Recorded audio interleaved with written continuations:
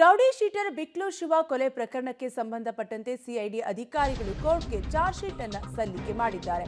Rowdy sheeter Shivaprakash alias Biklu Shiva ಕೊಲೆ ಪ್ರಕರಣಕ್ಕೆ ಸಂಬಂಧಪಟ್ಟಂತೆ ಸಿಐಡಿ ಅಧಿಕಾರಿಗಳಿಂದ ಕೋರ್ಟ್ಗೆ ಚಾರ್ಜ್ ಶೀಟ್ ಸಲ್ಲಿಕೆ ಮಾಡಲಾಗಿದೆ.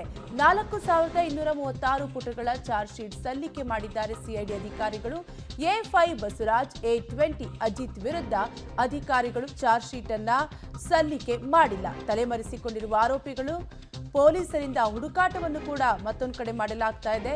ಬಂಧನವೂ ಆಗಿಲ್ಲ ಆರೋಪಿಗಳ, ಈವರೆಗೂ ಕೂಡ ವಿಚಾರಣೆಯೂ ಕೂಡ ನಡೆದಿಲ್ಲ ಅಂತ ಉಲ್ಲೇಖವನ್ನ ಮಾಡಲಾಗಿದೆ. ಹೀಗಾಗಿ ಬೈರತಿ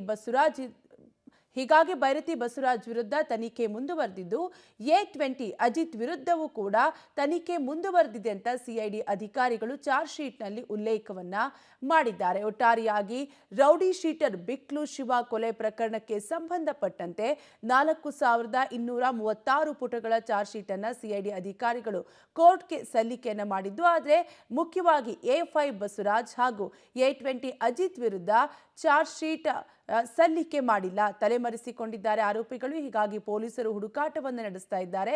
ಈವರೆಗೂ ಬಂಧನವೂ ಆಗಿಲ್ಲ, ವಿಚಾರಣೆಯೂ ಆಗಿಲ್ಲ ಅಂತ ಚಾರ್ಜ್ ಶೀಟ್ನಲ್ಲಿ ಉಲ್ಲೇಖ ಮಾಡಲಾಗಿದೆ.